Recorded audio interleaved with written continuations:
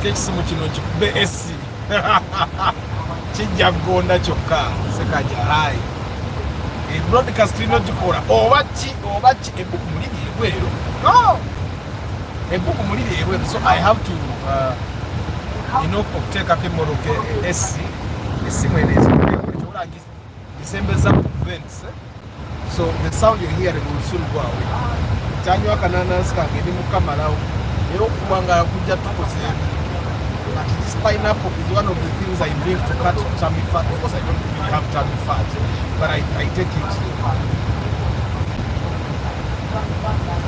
I have but no. Network which I suspect is because of the heat of the phone. But that's why I'm putting in SC. Yeah. So you guys welcome back. Tugenda kola broadcast eno naro. Tugenda kola broadcast eno naro. Mwere tandike.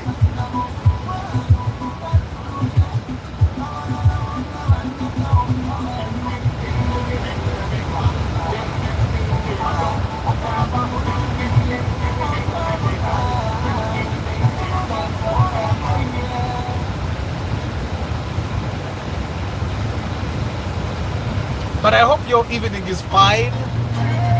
I'm also network went awanyiriza nembana so makatabo kange wano.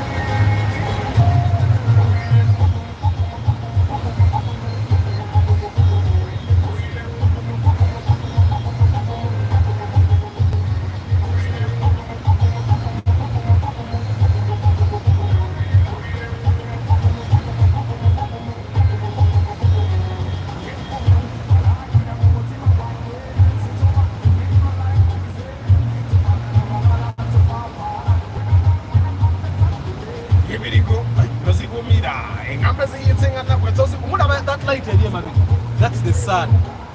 Ideally, you would be seeing the wall of my house, but that's the sun.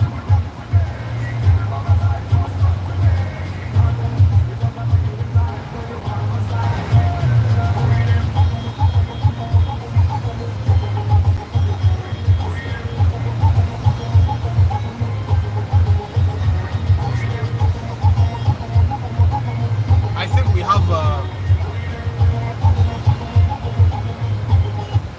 so I'm going to kind of let the car run for some time. Can you hear me, guys? Can you hear me even with the AC sound? The amount of heat, the amount of air that comes to you. It's too hot. Let me see. Tracy J. Nicholas, Hajara, Bridget Kaka, Henrique, Najwala Julius. Sound is good. Kari. Katika tugende asante simu directly over the vent, the AC vent. So that's why I'm concerned. I'm reading something interesting here. Someone says that you can increase the amount of brain you use, but all you have to do is learn about. All you have to do is you can increase the amount of brain you use. Like if you're using 100% of your brain, you can use more than 100. You can use 120 of your percent of your brain. You only have to learn more and more and more. For example, if you're like a farmer, then nogenda noiga kuzimba, then nomaro kuiga kuzimba noiga kanika, bomano kuiga kanika nogenda noiga kuandika like writing. After that noiga bakora film.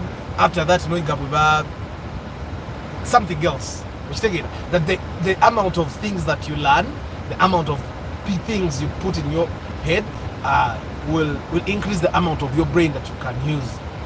Also, Steve Jobs said,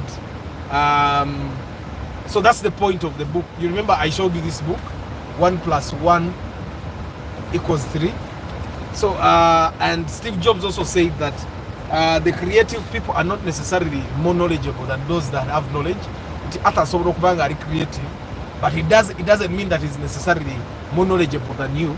But Arthur are gaining various ideas from different places. and because he has ideas from different places, what's happening?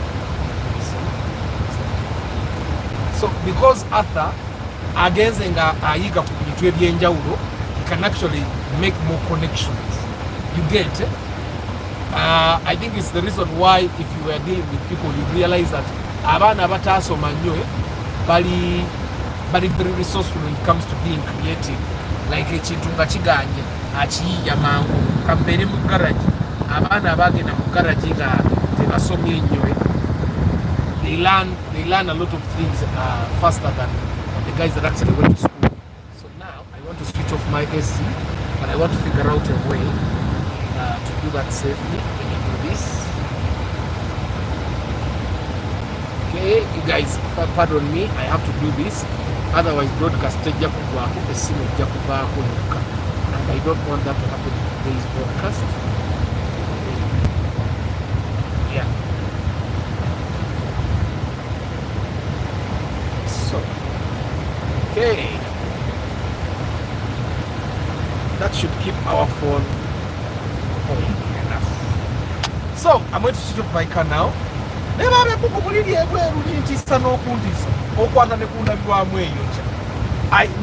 this wouldn't happen.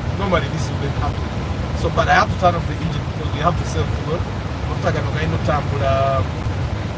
week and a half. So,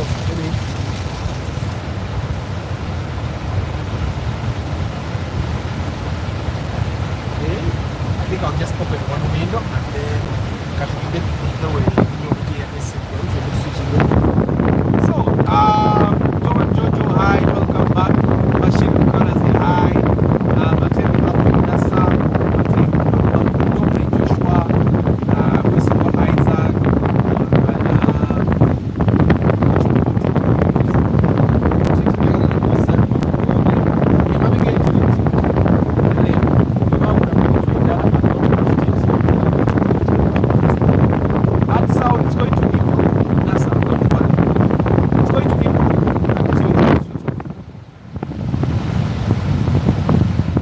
right. I'm sure now that's better sound. Not so? That's better sound. Yeah, I was trying to make sure that our phone doesn't overheat, which we have taken care of. The AC was meant to cool the phone. So that now, but I mean, now the sound is good. No, it wasn't it wasn't the window. It was actually it was the AC yebadde directly on the phone. Hajara, ekyali nfu kanywawo kananasiga mu confirming. Yeah, AC was on max. Can I switched it off? I'm really hoping that this phone takes us cut broadcast here. So today I washed my water tanks. You guys are abalina tank wakanga mulembeka bulembesi mazzi nga mulembeka bulembesi mazzi, wash your tanks at least once every 2 years. I washed myself one of the tanks 2 years one year ago. Tank emu najoza kati because amazzi agasinga genkozesa ga nkuba, we realized that the water was not clean anymore, and we got mfunye ba plumber wano najja, he came with boys ne boza tank ezo. And I bought water today. But you guys, amazzi agavudde mu tank, because I have 2 tanks, one of the tanks gets water from the roof, and then the second tank is like when the other tank gets full, it puts water in this other tank. But the first tank was really, it like had mud. It had mud. And I'm happy we have cleaned that. So now we can clean the tanks again in 2026. Because, yeah, every 2 years. Like, buli tank bajoleze emitwalo 5. Naye sigenda kuddamu bayita. Njafuna nga wana abaana wano. I wasn't really impressed. I could have cleaned those tanks better than them. Yeah, but they are clean now. Hi, Scott Joel. How are you? Mwesigo Isaac. Hi. So anyway, why should people be buying cars they can afford and not the cars they want? Now, I understand that you guys, botuko gule modoka, you would like moze omukono gulinga kisiki. Nkozesa bukondo wa Chris Fitness bwe yampa. Ate Chris Fitness yangamba inogenda mu gym at least 2 times. And I like fe wafe tuli batono. So nze neka na kanyama ke munda bana ko kisika nyama, it's muscle. I work out a lot. But anyway, you guys in Chimanyi nti bulotuko kwagala ogule mmoroka, you want to buy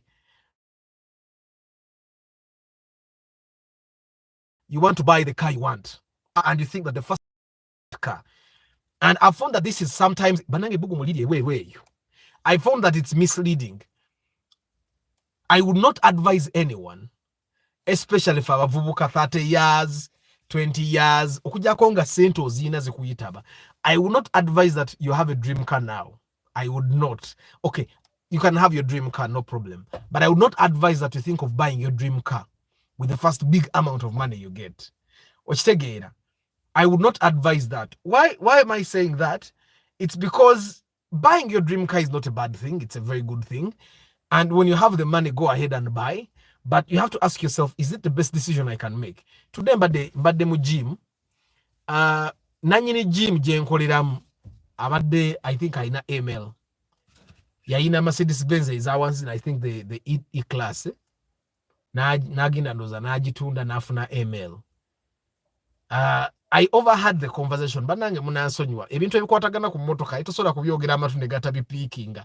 So I had, like, from the bond we yagula email eyo ayagala gizaayo bamuwemu kawundu kuba email sinnamu, naye abantu abamuguza email baagala abongere sente okumuwa kawundu, wabula yamanyi email ye yabbeeyi okusinga ki kawundu, kati ayagala baswitchinge buswichizi bamuwe kawundu. One thing you guys don't understand, that unless you're selling your email to fellow email lovers, kawundo is always more valuable than the email. So, but what am I trying to say? You guys should not, also depends where you stay, appreciate non-squeezed slum places. 7 years we have never washed our tank. Jessica nyumba yangu ya box, and I started getting this water ngabaka jisedeka, and so I've not really had the chance to actually clean the roof. Atene bakupane plaster. So I think that's why that those and you not having cleaned your tank or because you have not really given it attention. Me and Mama Aban, we try as much as possible to avoid infections, mubana, and those are some of the things that bring infections. Like, for example, this first water tank jiba feeding amu yote badde nchafu nnyo, because I washed it and it's still amazi agagenda mugabagava kungulwe, so gali I think all the debris go down. So I'm not living in a squeezed place, by the way. When Nazimba, I'm in an estate, na when Nazimba, like, there are so many plots that are empty around me in nyumba yange iliao, and we have like so many plots that have nothing, and we don't have trees. So all the dust that comes, it's either from the rain or from the roof, jewakuba plaster. Yeah, so, but I will wash again in 2026 or probably 2025. You never know. Washing is actually cheap. I must work because of the musana. Arthur, nkuza namukadde ntandikirewo. Nguza namukadde ntandikirewo nange. Namukadde tujafune mmoroka eyo bashi. Namukadde yange jireke. Omwana mulekaje ajivuge. I want to buy that Subaru Beef, but impulira no mpita. Anti Subaru Beef ejja kunywa ategenda kusala sente nyingi. Nuwa newebe sara bife sara nnyo. Today yo, dream car. Guys, don't buy the car you want. Buy the car you can afford. How do I come to this? So many times I've seen people getting tempted. Anti ndimukwata kugundi. Nkwata ku kamera. Ngeganyo okuddayo mu Zoom. Yes. So many times I've seen people that come nga sente aine million katugeze aine million 10 nenga atayagala gule muruka ya million 10 na mmeka 15 oluma izo be muruka jayagala yabadde asubira mu ezo sente asolo kugifuna. Okay, newesanga nti ebiseera ebimu omuntu emmotoka jayagala jayina okugula agenda kujewola. Okay, then and you remember, you guys have been telling you time and again that there is no car you're going to buy oleme kuongeramu kasente. Now you have to ask yourself, and there are cars that I can buy nesongera mu, they are there. Wali emoroka zosobola ogula notayongeramu yadde ekikumi. Na ye, what happens is that you guys have dream cars. You guys want to buy the cars you want. Okay? You want to buy the cars you want. You don't want to buy the cars you can afford. And that's where the problem comes. Nti emotoka gwe gy'oyagala bw'ogigulange kamwe ebbeeyi. Okay? Bw'ogigulange kamwe ebbeeyi ojja gisanga ng'ate erimu ebyokkola. Because bw'oba oyina emmotoka gy'oyagala, majority of the time emmotoka ze twagala we can't afford them. Okitegeera? We can't. It's a fact. Majority of the time. Not all the time, but majority of the time.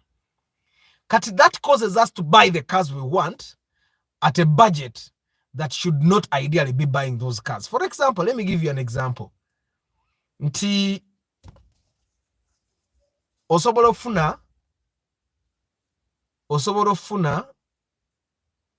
nuwa mu miliyoni 35. Okay?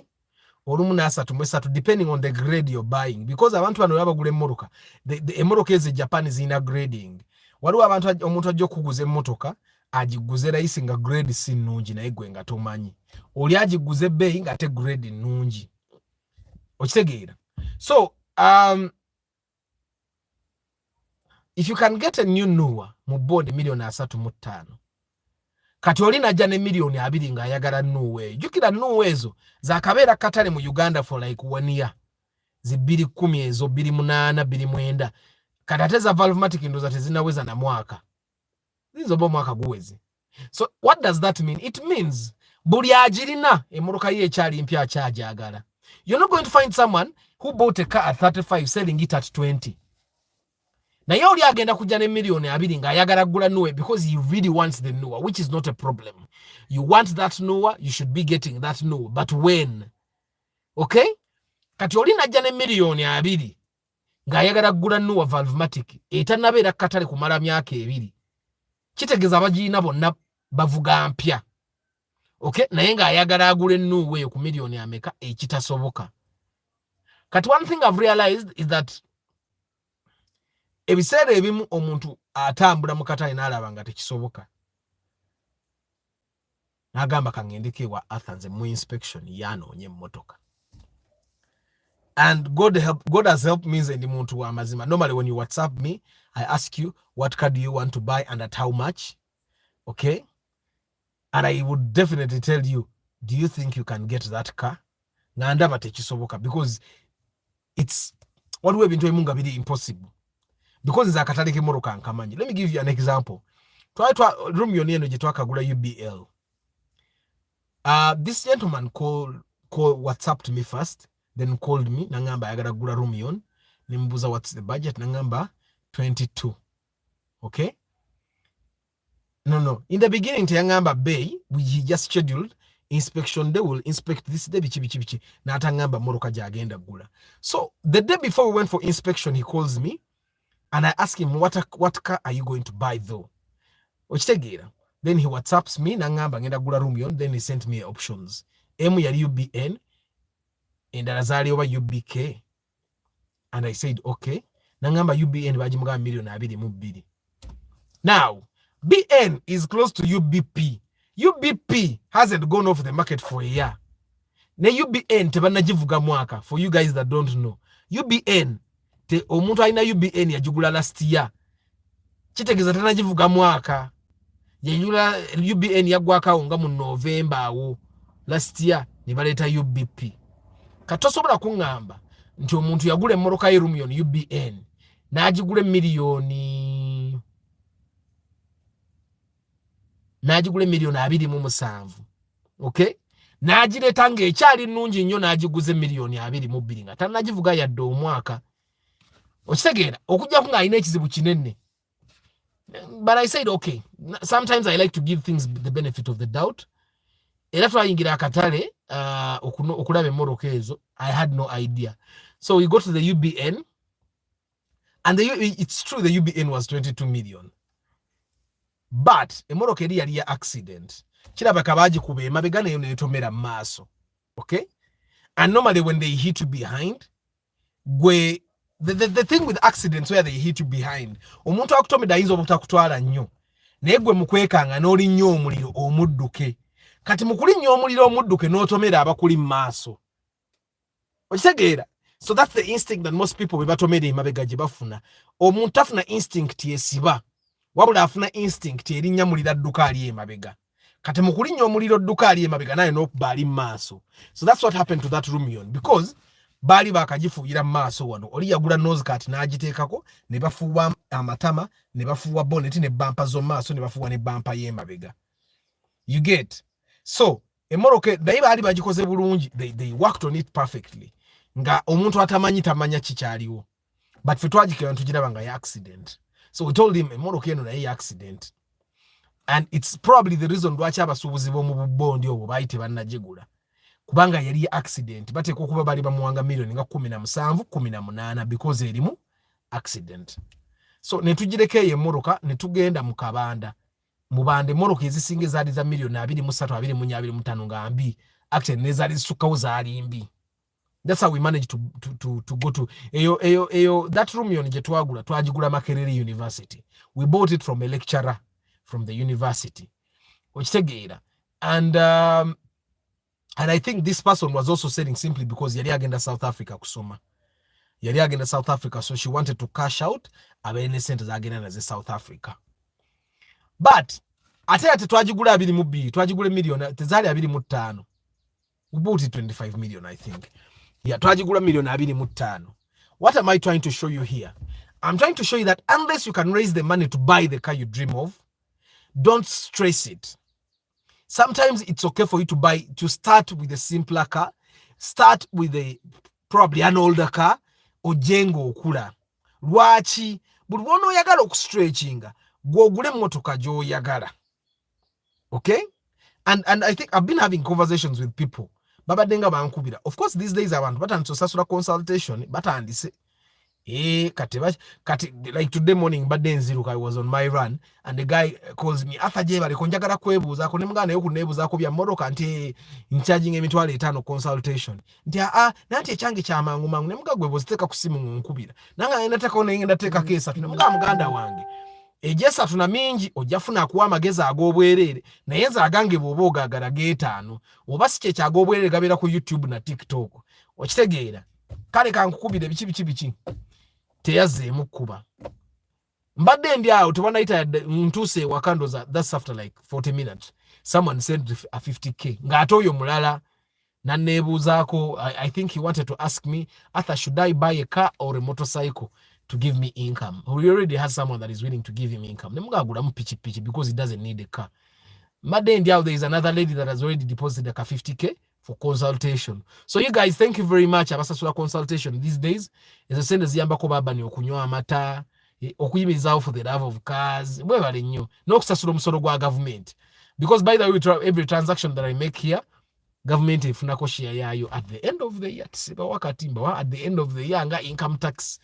So but why should you not focus on buying your dream car? Ekisoka, if you're in your 20s, your dream car is going to change like in 5 years. Your dream car is definitely going to change. Why? Ngojekedde abantu ebaletanga sikibina non-stop. Kuba senga government ya limitinga nti kati moroka ezisukwa 28 kati 29 tezikyayingira gwanga or else you pay a lot of tax for it. Senga abantu bakyakola ki? Senga abantu bakyayingiza eze moroka enkadde. Naye government yakikola ne stoppinga. So I can tell you this. Your dream car this year might not be your dream car next year. Ati jonokoma okubeera mamoroka gano ogenda kwongera okukyusa dream cars. Kati nze I don't have a dream car. I understand that my income is certainly going to be growing. My expenses are going. Bana nyina when najanjabiranga ba abani nga balwala infection buli ncha neggulu infection. That's one of the reasons why I've washed my water tanks, because agamazi ogalaba nago gazigalwaza abaana infection, because amazi by the virtue of the water being stagnant gafunamu obuwuka kati ate agange gabbaati okitegeera. So najjanja kati eyo expense y'okujjanjaba nnyo abaana infection yakendeera okitegeera. Kati mpozi bafuna furuna bifuba ate babifuba bagenze kusomero bwe babeera mu holiday tebakyabeera leo. So kati expense yekendera. Every time an expense goes down, you can definitely have more money to spend on a car. And the expenses go down as the kids grow. So your dream car is bound to change. Me, I don't have a dream car. I'll drive whatever car comes. Whatever car can achieve my goals, whatever car can get me to my destination, I'll drive it. Why does my head look strange in the broadcast? It looks like it was put here. But anyway, your dream car is going to change. This is why you should not be buying the car you want, because next year wagenda kujja Morocco indala, because next year bagenda babayingiza only 2010. Then the year after that babenga bayingiza only 2011. Then the year after that babenga bayingiza only 2012. Then the year after that babenga bayingiza only 2000. So cars are changing. Right now you think you really want this car? Cars ziringa bachala. Cheche batugamba nga kusomero nti saawe eno obeera kusomero mu secondary school, you can be here ngolaba kakawala kakabi na ye next time tugenda yingiza obwana obulala nga atola bankoga kakabi. Okitegeera, and abaana tebakitegeera at that time, but as we grow we realize that abalungi tebaggwayo ne Morocco ennungi teziggwayo. There is a time when I used to dream about the Crown.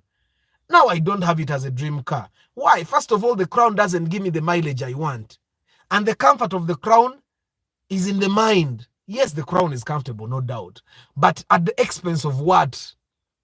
Peace of mind. Because no kuvuga Morocco nga tomanyi dirwe nesikato nacho kimenya. No kuvuga Morocco nga tomanyi dirwe no gwamu nacho kimenya. No kuvuga motoka ngegenda kusala million nga musanvu ng'otuusa okugituna nacho kimenya. Okitegeera. So the Crown went out of the window. There is a time I wanted to buy a new one. It went out of the window. Benz njirabanga nga musanje wange. I don't want to even look at the Benz. Okitegeera. It also, okay. Let me read these comments. Aha, thank you, Christomaz. Bilhazia. Bulijoli kanyama siri kanyama naye nga nsitula kale nsitulira ddala. Today I've seen a Toyota Corolla Verso. It's my first time to see it. Nange Verso najiraba recently. I want to see the heat. Banange Samsung azibuguma mukama atusasire tumazeeko ate sizaako S. Good evening Chiza Tadeo, Ntale Samuel, Henry. Okay. Bukenya Abe, how are you? Saidi, Samuel Sise, good evening. Dusabe Darius, good evening. So, today you want a different car, tomorrow you want a different car. Don't buy the car you want now. Echirala, Morocco abasinga ze twagala, oba ze mwagala kubanze sikyalina dream car. I can drive anything. Atobanze kambabwire ne bantwala mu bond ne bangamba ka Mazda Demio kako 2 nkaguza $5,000,000. Nkagula. Sinza gula Mazda Demio nawe sente suka $5,000,000 kebe ya bondi. Okitegeera, because maintaining that Mazda Demio is hard. But we are jimpa ku $5,000,000 nga ya bondi njigula. Okitegeera nga ya bondi. But majority of the cars that you guys dream of, first of all, the maintenance of those cars is expensive. Chobumanya. Abamu kumwe bobo olota kuvuga wish valvematic. Olota kuvuga Nuwa valvematic. Olota kuvuga VW Touareg. Olota kuvuga Formatic. Okitegeera. Atono yani ono sigara musa mu time out on.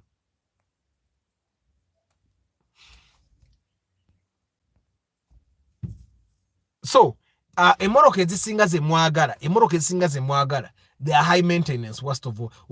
Tewali muntu alota kuvuga kamotoka katono. Nobody's dreaming about a Vitz.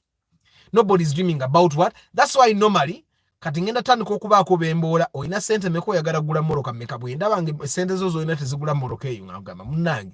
Sente za pre-purchase inspection zisigaze. Okitegeera. Because I find that majority of the time, the times that I've struggled to find the cars, kati olabo ngami yajja ogula Platts. Yajja nga agambe Arthur, I want a car that will give me peace. Njagala Morocco inampa peace during this period. Nga so tambula from my meeting to another meeting back home. That's all he wanted. Era twasoka ntulaba Charles nga kirwadde. Nemugane, there is someone that has a Platts 1 liter. My follower twagula ne Rumion. Nga yaine Morocco. Naga I sure gaya nemulaga mbifaananyi. Nagamba tetuddamu na kutukebera Morocco andala. If we get a car that can save me fuel, why not? Okitegeera.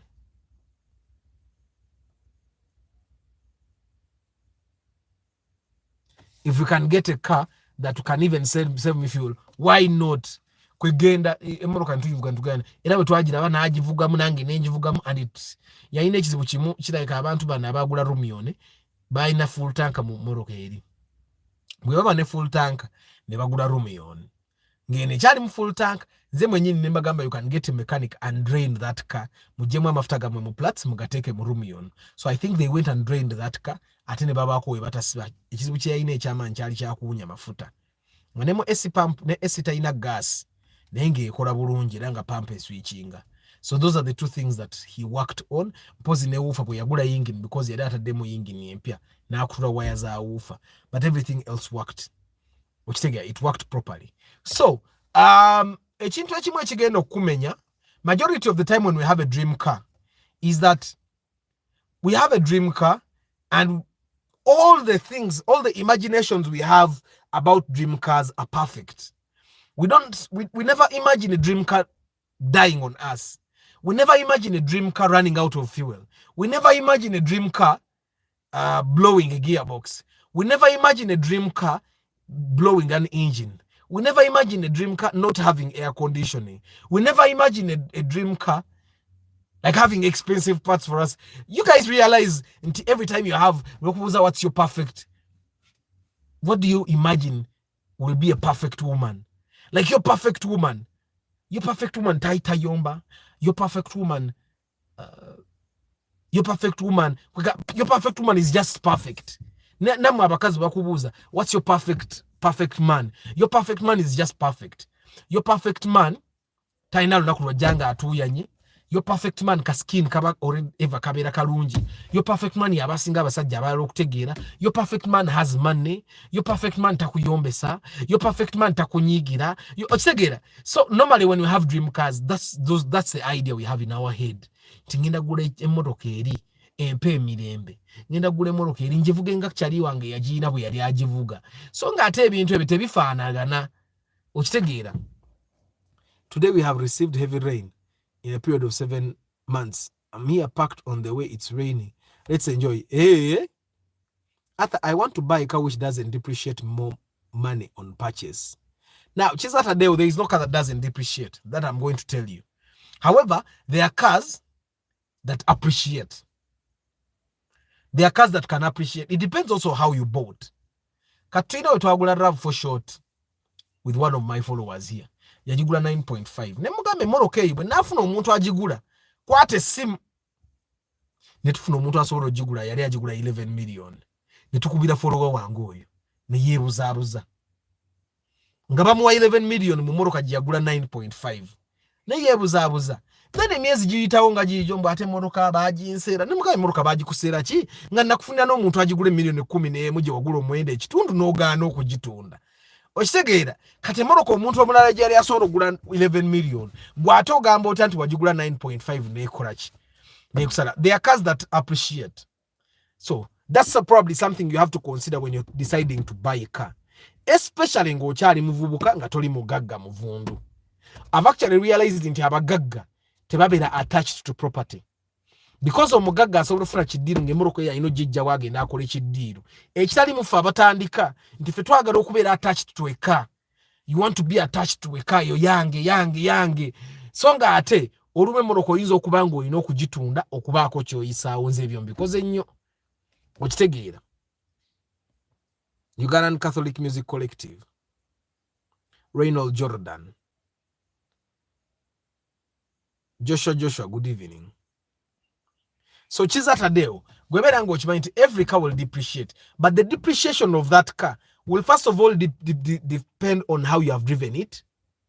It will also depend on how the extra things you have done on that car. Because ojagule moroka katugezo ojije mu bondi, ojivuge nga bwajija mu bondi. No value added. Okitegeera, no value added. Kakati gwosuubira nti omuntu omulala ajagigule ku sente ze wagigula mu bondi ng'ogivuze omwaka mulamba nga tolina kye wagyongeramu. They are not getting anything special if they buy your car. Okitegeera. So kati waliwo ogula emmoroka n'ogigula akasente n'ogyongeramu n'ogikola wuufa n'ogiteekako sport rim, ebyo ebintu ebyo bimanyi okwongera emmoroka value. I've realized that waliwo abantu be baseera because of sport rims. Nze nganze toyinza kunseera sport rims because ekisooka those alloy rims zimenyeka. Nze mwenyini nali nvuga ka golf n'enkuba ekinya alloy rim n'emenyeka. So kati nze manyi nozijjako kati nga bwe nazijja ku namukadde n'enzituuna ne nteekako ordinary rims and I've never gotten a problem. That's why I decided to settle with my U80. I realize I still have a lot more to achieve in life than just cars. Of course, I have cars I admire, but not now. Oli mutuufu nnyo Alex Kivumbi. Okitegeera. Hi, Abdallah Aziz Chitakule. Chigege you recently bought. Chigege ngenda kubira nanyini essimu. Encha. I'll have a status update. Guy wa Chigege yatandika Lwakutaano. Chimanyi reporting ku Lwokutaano n'Olwomukaaga olw'Essande lubalulwe which is today. So starting Monday but let me give you a status update next week. Emoroka teina kye yafudde talina kye yabise. Naye oyo guy namuwe namba ya makanika wange yekka yakanika emmotoka eyo. Oba efiiriddewo oba wa kubira makanika wange ajja alabe emmotoka eyo. Nannyini mmoroka ajja kusasula. Era makanika oyo yasalawo oba emmoroka esigale ku kkubo oba eveeko. Yasalawo oba driver avuga bubi oba avuga bulungi. Because yagenda okusinga okulaba emmoroka. Emmoroka of course ina manager, but manager asalawo kukakasa kulaba nti emmoroka eyo ekola ki. Era naye tumuwaayo olunaku olw'essente. That's how we are paying him. So the owner of the Chigege is comfortable with 5 days payment to him. Okitegeera. Kastorias wafuba okulaba nga abadriver be bakola ki. Basasula ssente. And if the business works out for him, he will buy another Chigege. Kitegedde Jonathan. Nalongoza Investments, how are you? Amina Nsereko Jonathan.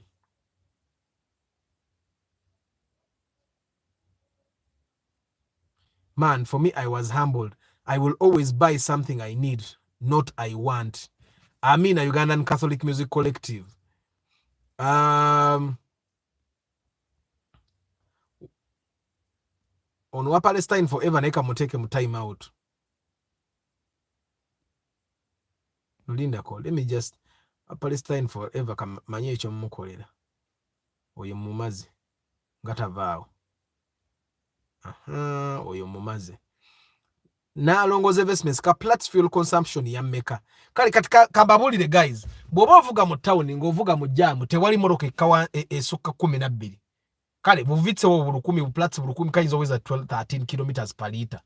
But above emoroka kasitaweza sisi 13.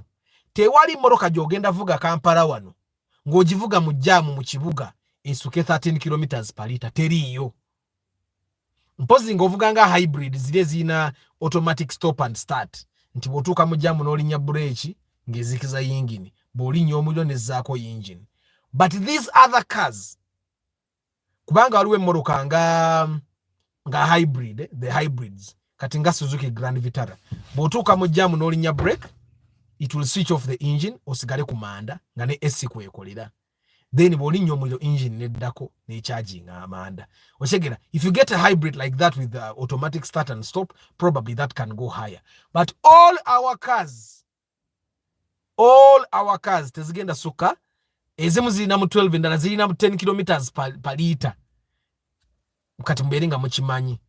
Okitegeera oleme gula moroka nga you have a lot of expectations. Abdul Aziz agamba, I'm planning on buying a car. My budget is around 20 million. What car should I go for? What business are you going to be using the car for, Abdul Aziz? What business are you going to be using the car for? So mbadde mbagamba bagay. Emmoroka zino fe our dream cars.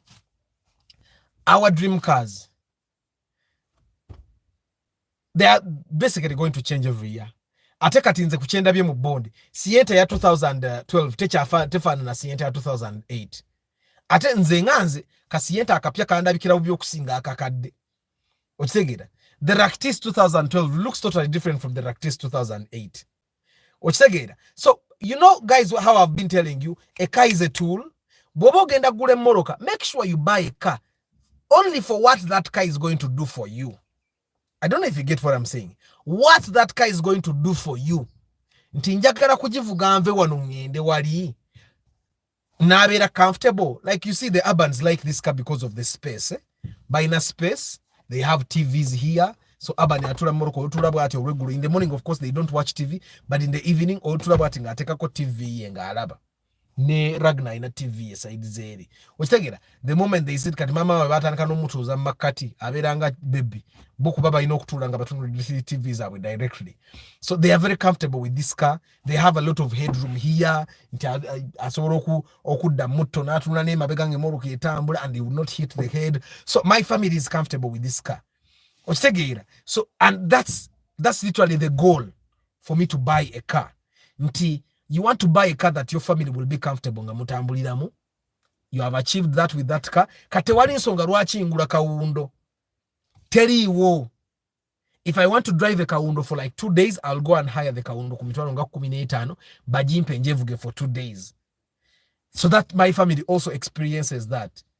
Ochitegera. But tewali nsonga lwaki I dream to kanvuge kawundo. Because modo ya kawundo kati eriwo si yaliwo before. Katate mode empya ze hybrid zijja. Kate natuka nga balese electric kati olono okola ki? Because your dream is going to change. Transportation business, what business Abdallah? Ogenda fuga taxi, ogenda kutambuza mmere, you're going to deliver things, what business exactly? Because 20 million ne Kigege jabambi. Kigege genda kubambi because nze naziyitamu twagenda in 3 taxi parks nga tunyonya Kigege batunda ambi. That's one thing you need to understand. Embize batunda ateka star embize batunda actually eno Kigege twagisanga ku kubo okujjako ngo oguzenga bwe twagula nti moto kojigobera ku kubo okitegeera. Okay, what's your car model? This is a 2008 model.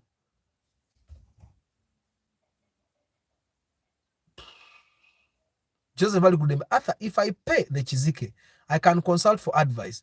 Do you have time limit and appointment over any time?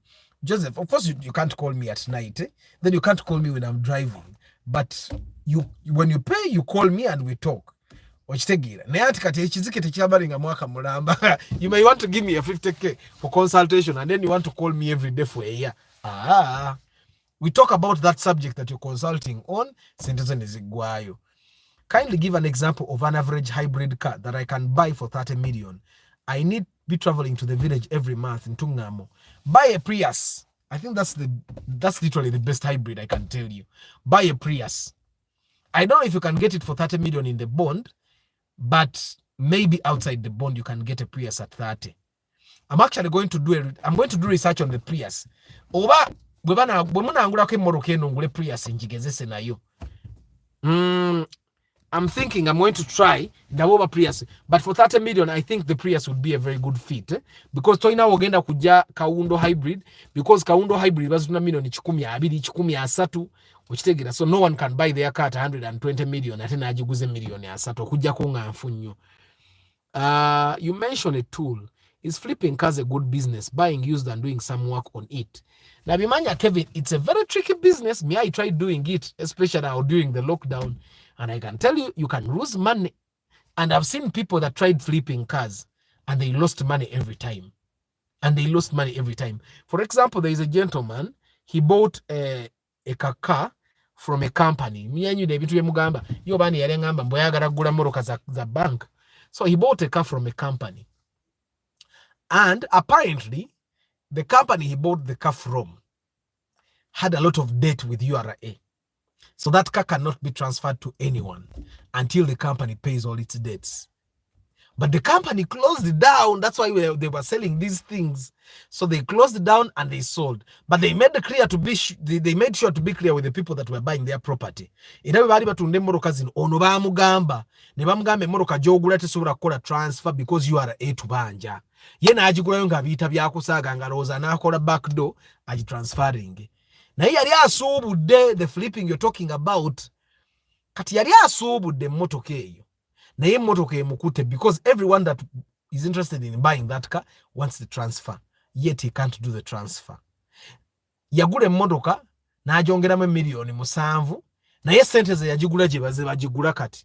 Actually, they are buying it less than how much he bought it. Ngata nabagikola. The only issue is the transfer. So flipping of cars is a good business, Nabimanya, but you don't have to be risk averse. Or kumanya, sometimes you'll buy a car and lose money. Then other times you buy a car and make money. Then also, you need to understand that the car flipping business, there are people that make money before you make money. The brokers make money before you make money. The mechanics make money before you make money. The painters make money before you make money. The spray, but I was spraying in Moroka. The wheel alignment people make money before you make money. The tire people, they make money before you make money. And eventually, you may not make the money. Henry, Arthur, if we put a dream car aside for any other car, does that mean even number plate should not be considered? Now, Henry, I've actually realized that there are people that come to buy cars in a number plate. And once you have that number plate in mind, you should have the budget for the number plate as well. If you want, for example, a UBP car, all UBP cars, all of them, 20 million plus, if they are good. 20 million plus. If someone is selling you a UBP car at 17, why? Why? Because people are still buying UBMs at 21, 22. So why would someone sell you a UBP car at 19? You need to ask yourself that question. So, if you want to buy a car with a specific number plate, have a budget for that number plate.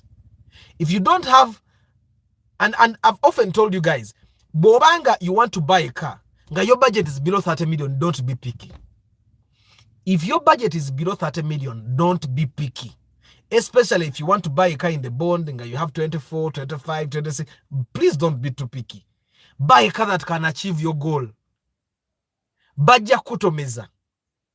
Buy a car that can achieve your goal.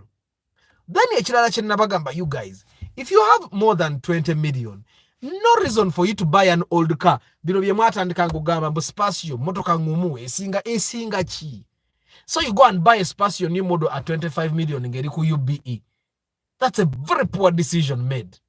If you have 25 million, gule moro kakali, bobato genze mu bondi, jigule weruwa bondi, na yenga ampiamu. Ngate bajikutte bulungi. Waliwo amantu abamu agule moroka mu bondi. Like, I find people, your car is new. You have not even it for a year. Your windows are down in a dusty place. Why? That's how cars lose value. Why you bought a car from the bond? You are in a dusty road like Semuto Road and the windows are down. You should not have bought a new car. You guys should start a revolution with me. Every time you buy a car from the bond, drive AC full time. Wasara wo walinya class for you to maintain the value of your car. AC full time. Why would I find a UBN in a dusty mono vents, AC vents? Why should I find a car nga eine fufuku dashboard nga you're driving a UBN? Why? AC full time. Zemvuga AC full time and my car gives me 12 kilometers per liter. Chitegezo muntu atavuga AC ajja kuba avuga 14 kilometers 15. Ochitegera. But why do I do AC? Because I value. My car has value. Ochitegera. Era ne mukyala wange ali mu kuyiga kati amastadinga kuvuga motoka because already ina learner's permit. AC full time. Because abazungu basobola okumanaginga when it's summer to not drive with the windows up because engudu zaabwe nnongoofu. You guys, even the thing that kills the value of the car is that you said a Fiat. No. I said Prius. Daddy Mariam. The Prius is a good car, but the mechanic budget. I found a lady stuck on one on Entebbe Road. Actually, the other thing that Ugandan Catholic music collective people don't know, I think right now they don't really know how to check the Priuses. Bobo Gendogula Prius, you need to go with a machine. I have an OBD scanner in my car. Ntambula na yonze. You need to go with an OBD scanner. Scan that car, find out if it has any codes. Code yezim like the code of the battery, tejja kujanga ingini check. Elijja kubafuna inga tosobola kutegeera. So ideally you should have an OBD scanner, plug in, or what the life of the battery is like, so that you don't make the wrong decisions. And then I've also realized that some people buy bagenda mu bond tayagala mukeberera yalowooza nze ngenze mu bondi nkimaze. Some people the moment they make 20 million abaana bamanyi I know tayagala na kumumanyira ayinza n'okulinnyako okitegeera. So nga ate money alone doesn't solve things. It's also who you know, who can help you. Nze sigula kintu nga sigenze na muntu akola inspection kebe computer at least kandyeko akasente naye nga nkeberedde okitegeera. Good evening football tribe. Serunjoji William, good evening Mr. Arthur, thanks for good information. Amina. So you guys, don't buy the car you want right now, especially if you're in your 20s and 30s. Don't buy the car you want. I totally understand that I have no right to tell you that, but Nzenga Arthur, this is my thought. Why you should not buy the car you want? Because the car you want this year is not the car you're going to want next year. Otherwise, ogenda kubeera forced okuba nti buli mwaka oyagala okyuse emmotoka. Because buli mwaka emmotoka empya zigenda kuba zijja. Last year when we bought an Auris with someone from here. At that time, I thought the Auris really looked nice. Right now, I don't find it nice. I've seen so many Aurises on the road. They look ordinary now. Never Auris, I thought that was the sexiest car I've ever seen. I don't think it's the sexiest car I've ever seen. Kat it's ordinary. Kachitegezo omuntu alina dream car yenga Auris last year. If you went and asked the people that we have bought cars with, nga yagula emmotoka gye yali ayagala, if you went and asked them now, they will tell you that now the car is ordinary. Even the guys that are passionate about Subarus, they are passionate. It's the passion that drives them, but the cars are ordinary now. Which is why, but Arthur, chibina mulimu empya teri chibina zaggwayo n'okugwa tebakyazireta. Okujja ng'osasula omusolo omungi. But chibina tebakyazireta. So you guys, I hope you guys understand. Then ekirala, you need to understand your budget constraints. Oyina okumanya njagala mmotoka ki yammeka mu katale osooka ozisonde, okay, before you go to the market. Don't have 10 million wanting to buy a Wish. Don't have 10 million wanting to buy a Wish. One of my very long time followers here, I think he WhatsApped me nangamba njagala Wish ya million 10. Nemugamba sikiriimu ekyo. Okitegeera nze senza pre-purchase inspection nzaagala nnyo naye sikiriimu kuba nkimanyi Wish ya million 10 ogenda kukyawo buli yali mu processing ogigula. Okitegeera. And also guys, bobango, sometimes I want to try to find delicate ways for me to say things in ways that don't in a way hurt the decisions you guys want to make. Minimum for namukade at bana namukade mumuleke nenga chemanyo cha sorofu na ye moroke fana eringa namukade ku million nga 10-12 okitegeera. Because and you have to be very very careful.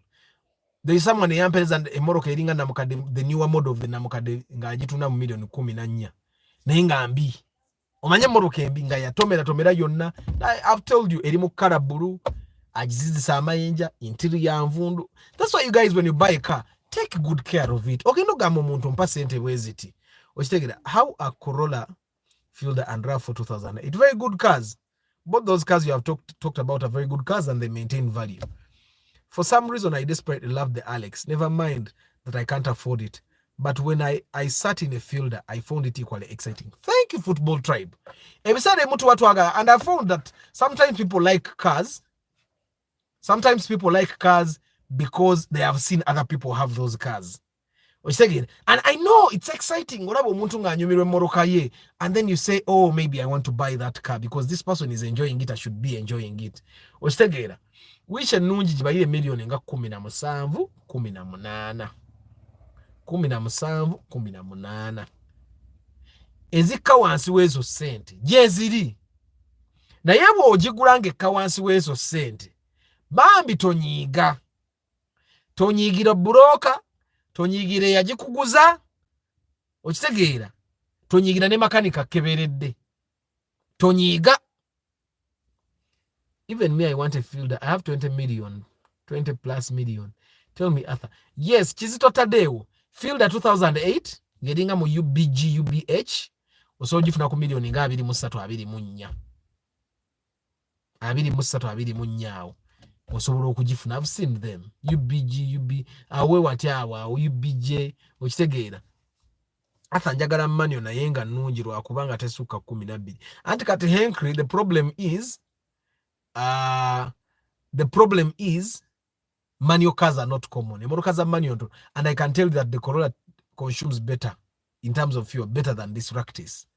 Yemu kunsonga lwaki saagala eve nawo kesigalewo enkolere sente zange naye ebeere oba aba ne baligiyigiramu omwana omusindika ku campus agenda okusoma ku campus ninga emotoka gy'omuwadde enywa kati abo babiri aba najja bayingidde omwaka guno ng'ayingidde university muto waayingire next year kitegeeza bwe baba bayingidde bwe banaaba basomedde Makerere nga mukama tampadde ssente kuba mukama bwampa ssente mbasindika gundi New York State University ezo university ezo London University ezo bwe zityo University of Southampton ezo bwe zityo mukama bwanaaba mpadde ssente kyekyanzaaza abaana abatono nsobola okubawa buli kye baagala naye bwe naabanga sisobodde nga basomedde Makerere namukadde tujja gikola tuyinza n'ogifuula open roof nembawo ne bagenda ne beeyagala nga they share of course already they know my brother they need Abba needs to love his brother and Ragnar he needs to love his brother. After how old is UBL? It's not all that old because after L you go to LMNP Chu LMNP Chu like about 2 years 2 to 3 years University of New York Teddy yo Patrick I can get a 2014 wish at how much simanyi because not many people are buying that wish right now. They feel the US series sivao. Ati lwaji bwaba ina sente zigula UB series lwachi ogenda gula UA. Ata which engine type would you advise the Toyota Prado Ronaldo? It depends. You can buy the KZ is also not bad wojisanga naye Ronaldo ni muyingine chi. But buy the petrol engine. Jebaita 3RZ. 3RZ 3ZR. There's that petrol engine ebera 2027 gigule. Why? Service obanga akola service ya Ractis. It's very cheap to maintain. Me, I would recommend you buy a petrol one because I've been talking to someone that drives the Mark X now. He tells me the Mark X gives him 9 kilometers per liter. So which means that Prado ebegenda kuanga 7 kilometers per liter in town. But the moment you buy a Prado, you definitely can afford the fuel. So buy the petrol. Engine codes ezo zimbu zabuza. Because the Prado has ina engine yesatu ebitane ya diesel, ina engine ina bidi lusanvu, ina bidi bina diesel still. There are 3 types of engines in 112 LT, I think. There are 3 diesel engines and 1 petrol. But me, I would definitely recommend the petrol because diesel is no longer as cheap as it used to be. And that the reason why people used to buy diesel cars was because diesel was cheaper than petrol by like 2,000, 1,500. But now diesel is literally the same price as petrol. So why are you struggling to buy it? Because maintenance of a diesel car is much more expensive than that of a petrol car. So buy a petrol car any day.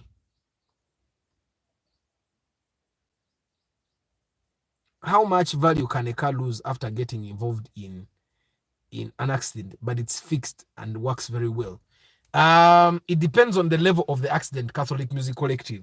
Now, of course, it loses a lot of value. A motor accident, but not for the owner though.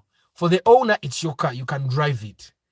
For people that are buying, when it comes for time to upgrade, it loses a lot of value. Kati emotoka rolling. Emotoka bweba nga yagwe ekigone yeewunzika ebamu ne damage mu roof. Now a car that has damage in the roof mu mpaji wano bino ebintu tebisobola kutereera bino ebipapula kiba kizibu kusanga muntu asobola obigola nebitereera okujjako nga baguza akantu kano bwe bagula. If they buy you another roof for example basobola ogiyunga bulungi emotoka neddawo neetereera. But if you don't buy this thing for example value a deeping in the data because the damage in the roof can be seen by anyone. Then I think the damage in the roof is the biggest. Then in the front, normally if you have a big damage in the front, you can buy a nose cut. If you don't buy a nose cut, everyone can see that it had an accident. But the good mechanics normally can advise you buy a roof, you buy a nose cut, and if you do those things, normally it's very hard for someone to notice that car had an accident. All of an bonds and accident. Which take it, but it loses value because on average, the moment the car leaves the bond, it loses like a 10%. 25% actually of the money, because now then it's very hard for you to find someone that will give you the exact money ngemoroka yosi ya bondi ngate ya bondi okitegera, then bugatako kuba nti etambuddemu, then nogatako kuba nti accident, definitely to lose much value. I can't say what percentage because cars are not equal. Waliwo moroka zina value nnyo okitegera. Yes, Patrick, you can get a very good practice at that amount. How do the police handle rented cars in case of a ticket? A rented car, we are renting the owner of the car. You need to make sure that the person that rents the car pays tickets before they give you back the car. So that's why every time someone returns the car they have rented, you as a car owner, you need to check how many, does this person have a balance? Have they been fined and all that? Then abisasure. Other than that, a ticket is gara kumotoka. Ostegira. Please talk about the new model cost consumption. The new one consumes the same as the Wish. Very good. You buy the cost. It depends on the trim you want. Trim ezimu katinge ya JKG ya gula za bay. Then there are trims you can even get at 35, 34, 33, depending on where you're buying. Other between Forester Cross Sport 2007 and 2007 Mark X fuel costs, which car I would recommend the Mark X. Of course, the Forester is popular, but the Mark X will give you much more comfort. If you're driving your own car, Mark X is definitely much more comfortable. In Prado, KD's engine is good. KD's, Mulimu 2 KD, 1 KD, Joshua. But me, I would take the petrol engine any day because maintenance of a diesel engine is pretty expensive. Atenga n'okugizaawo era kwa bei, atenga zo there are chances that it will die more than a petrol. So I'll definitely take a petrol engine any day. Atenga ina saving amafuta. In the past, people used to want to buy diesel cars because of the prices of diesel being way lower than petrol. Now these days it costs the same. So don't buy the car you want. Ngera bwe batugamba abantu abakulu batugamba marry a woman ategeera. Okitegeera. Don't marry because of nyash. Don't marry because of brown thighs. Don't marry because of makeup. Don't marry because of don't marry because of clothes. Okitegeera. Marry because of kutegeera. Atokutegeera in so many places, so many angles, including okutegeera, like common sense, n'okutegeera ebintu ebirala by'oyagala mukyala wabe nga akuyambako. High solo. I can't afford a VVTi in good condition. Can you advise to go with a manual EFI car like a RAV4? Yes, Bashir. But you send this over there are chances that you can get an EFI car. Hi Arthur. Harrier first generation and newer first gen. Nevista a day. What would be the best choice, leaving other factors constant? I think I would buy the Vista Adeo if it has a VVTi engine. Any day I would buy the Vista Adeo. Because the newer, I've realized that you don't really need that much space. And majority of the things that the newer does, nga space stereo, the Vista Adeo can do. Jeka gamba, marry character and nyash. Nyash shouldn't be victimized. Kusasire. Hi Arthur, always fill up my gas tank until it overflows. I would advise against doing that. Don't wait until it overflows. Bwe bateekamu nozo bwe bati, nozo bw'ekoona pu bajjemu oba rounding off bajjemu. Don't overfill. Your car has that vacuum canister in the front. It's a black thing. That's where it's supposed to be getting air, not fuel. Until when you fill the tank up to the point where the nozzle knocks, until the vacuum space that is remaining, buli wobetambule motoka nojivuga mu in the heat, obatanka na yenyenya, there is gas that comes out of petrol. It's supposed to go to that vacuum canister so that it processes it in a certain way back to the environment.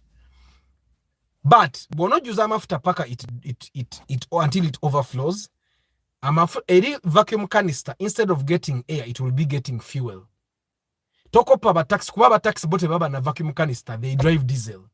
So our taxi, they can fill up their cars until the thingy overflows and they'll never get a problem. Osegera, but you, the petrol person, atenga vacuum canister yesobola okubonya abo n'obulamu bwo bwonna. Noonoonya ekirwadde ne kikubula nga vacuum canister yeriko obuzibu. So don't overflow your fuel tank. Katsanoze ekona we papa. It even makes you think that your car doesn't consume fuel. Nabikolanga naye it's not proper for a petrol car. For diesel it's okay. Nyash is right. Bane you people nga mwagala nnyo nyash. But brown thigh agenda wala. Waliyo mukazi atalina brown thigh. Waliyo mukazi atalina brown thigh. Hello Arthur, is the Alex VVTI? Yes. Do the rear seats fold to create more storage? Yes. Character is very important, but also marry a woman you are attracted to. Otherwise ogenda kwenda nnyo. Yes. Guys, let's like the show. Amina. But could you touring ne visitor day? Giving me a second thought. Visitor day, definitely.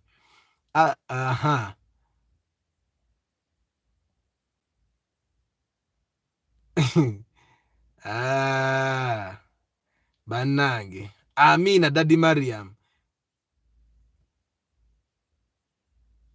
What are blue thigh? Nedda. Every woman has brown thighs. The brownness varies in degrees, but the brownness is always there. Ate nyina kyali wange ye yaŋŋamba nti abakazi abeeru bo tabaagala kuba abakazi abeeru bonna bafaanagana naye bw'afuna ekikazi kye nga kiddugavu kiba ne brown thigh ebe yawukana ku muliri. Bannange biki bye munjogeza naye ng'ebyo sinze nabyogera nze kyali wange ye yabiŋŋamba abakazi abeeru tayagala kumanya. Leaving other factors constant, nyash should be a priority for a wife material lady. Kati abatalina nyashi bakole batya? Agule 1k diesel just ka service kali expensive but it takes longer.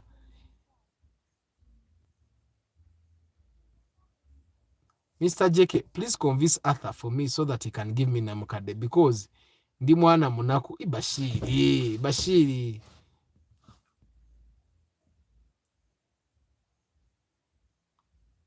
Baba gambye abakazi abatalina nyashi tebasobola kubeera wife material. Kansome n'amanya mbasiibule obudde buzibye njagala kuwoza mmoroka. Olunaku lwenkya tugenda kwogera ku boundaries. What am I saying about boundaries? Have you ever had to create boundaries to tell people that this is where I stop? Have you ever had to create boundaries with your family? Because sometimes we don't, especially if abavubuka abagule moroka nga tuli bato. Buli muntu nayagala akufuule taxi. Ngenda ono jangu ntwaleko. Ngenda wali bota mutwalako n'anyiiga. N'agenda n'ayita ne family meeting. Olaba yagana okuntwalako. Okitegeera. So have you ever had to create boundaries with your girlfriend or boyfriend? So tomorrow in the morning, that's what we will be talking about in the broadcast at 7:15. Jesse Kaja, Antonio, Haba, Tracy J. Nicholas, Peace, Joseph Hajara, Bridget Kakai, Henry, Majuala Julius, Habat, Mudope Joshua, Matembe Abdur Nasa, Hajara, Bashir Mukara, Zinaba Badek broadcast area sose, Aloyo Joan Jojo, Matembe Abdur Nasa, Habat, Chamba de Hannington, Christomaz, Matembe Abdul Nasa Nkumazi. Mwemba mazi mwesigwa na kumaze da Scott Joel, Lucky Moze, Bashir Mukarazi, mwemba mazi Balvids,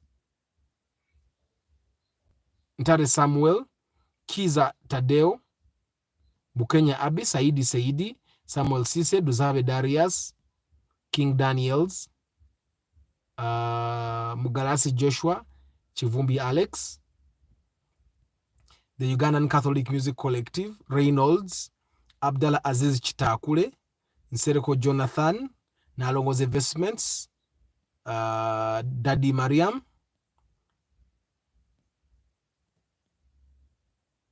Abdul Aziz Nkumaze, Bane Wafula Patrick, Omar Ten, Joseph Bali Kudembe, Nabimanya Kevin,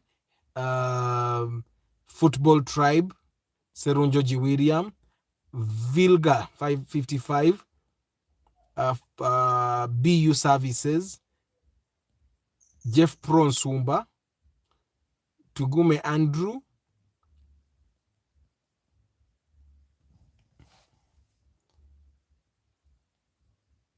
Miti Tega Safaris bana imwe bali kusubscribinga ku executive committee Benjamin B, Tugume Andrew, Solo Extra, Derek Fisher, JK, Brian Emma,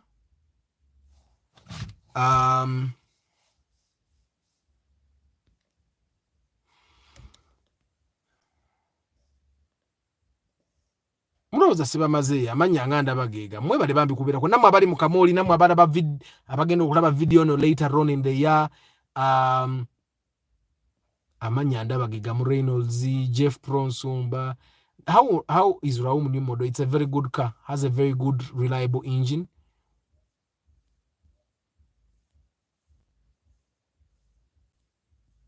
Nyasha Jesse Asekaja Nyasha as a boy woman without Nyash is a bro. Nange mwe bantu mwe.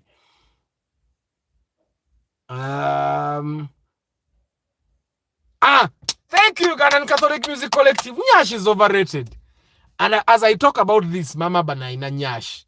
But Nyash is overrated. But it is important. I'm soon joining Nangi. How do I subscribe to the VIP section? There is something called the packs. The packs. I'm going to do a video on Ambaraga how you do that, Banangi. Mvugaraktis. Arabo plays. My favorite car, there is none. Right now, I think as long as the car does what I want, I'll drive it.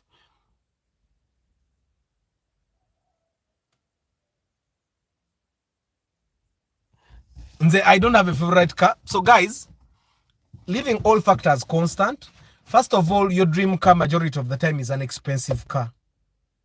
Majority of the time it's an expensive car, and majority of the time maintaining it might be more expensive than you imagined. There are times I've seen people that buy dream cars, nga their cars would have gotten at lower than their budget, nena ali mirako, na yagali moto geye jabadde alota, nagule motoka jalota ngeyise ne mu budget ye. So nga ate there is a car giyali badde asobola okugula nga teri mu byakola bingi nga ate eri wansi wa budget ye. So this is the reason why I did this broadcast ya leero, okubagamba sometimes it's okay for you to adjust. Bw'oba badde oyagala katugeze ng'onoonya Toyota Prado, nenga Prado togisobola nga waliwo RAV4 ngeri even below your budget, why don't you buy a Toyota RAV4 ogirenga ovuga eyo nga bw'okuŋŋaanya ssente nga ne capital wo bw'akula, okitegeera? So it's important to always remember that ng'ogenda okugula emmotoka. For example, JK yali ayagala kawundo, wuyo agambe his dream car is a Prado TXL, naye yagula Nuwa. Why? Because mukyala we kawundo tajja gisobola, ate ekirala Nuwa emukolera emirimu gye, n'agula Nuwa ng'ate sente ez'akawundo yali badde akola ki? Yandibadde azirina. Because ku sente zetwagula Nuwa mu bondi twali twongerako emiliyoni nga 2 ne tugula kawundo, era JK yali azirina. Okitegeera?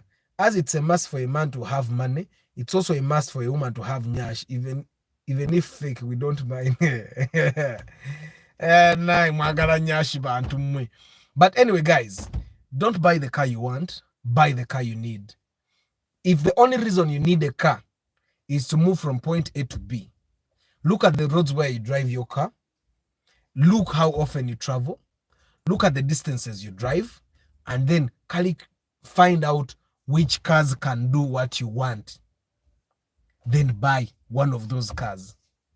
Tomara gagula simply because you have the money, or simply because you have collected enough money to do that. Gule motoka ngerimu sente zolina. As a matter of fact, wali guze motoka ngeri below the budget you have, that's when you'll have peace. Nti motoka bogule motoka ngolina milioni 15 ngoba osobodde okufuna motoka ya milioni 12, ogenda bosigazamu milioni meka 3. Ezo milioni 3 ne bwenebe motoka inamu ekyokukola ebyokukola nga biweza akakadde, ojja kassaamu osigaze milioni meka? Milioni 2. That's why I keep saying that whenever you're planning to buy a car, always budget, always plan to buy your car at a price that is lower than your budget. Forget about dream cars, especially watu naweza miaka 5. Forget about dream cars, because bwoba okyali mulamu ng'okyakola dream cars emmoroka zigenda kukyuka ate mark you emmoroka yonna y'onoogula your excitement will end in the last like the fourth week otandika ogiraba ng'eri ordinary otandika okulaba nti wano nga tewakyatukula otandika okulaba nti ate kati emipiira gigenda giggwako otandika okulaba nti bagikuba olupiira wano tewatukula okitegeera batandika okubbako obuntuntu emmoroka kwegamba etuuka ekutame. So you need to be very, very, very, very calculative as you go to buy a car. Maybe tomorrow, maybe this week, maybe next week. And by the way, starting this week, buli lwakusatu somebody sijja kolanga inspection. I'm very occupied. And then the other week and the other week, city Wednesday and Thursday. Is a week sebiri Wednesday and Thursday city wo yadde. But the rest of the weeks I'll always be available Monday, Tuesday, Thursday, Friday. Naye Wednesdays I'm very, very, very busy. Wednesdays nja kubasobola kola inspection. Kale bye bo players.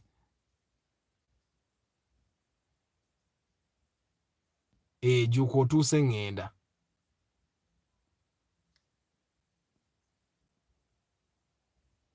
What's the fuel consumption of Vista Adeo? Vista Adeo limu ingini yemu ne primo new model 18.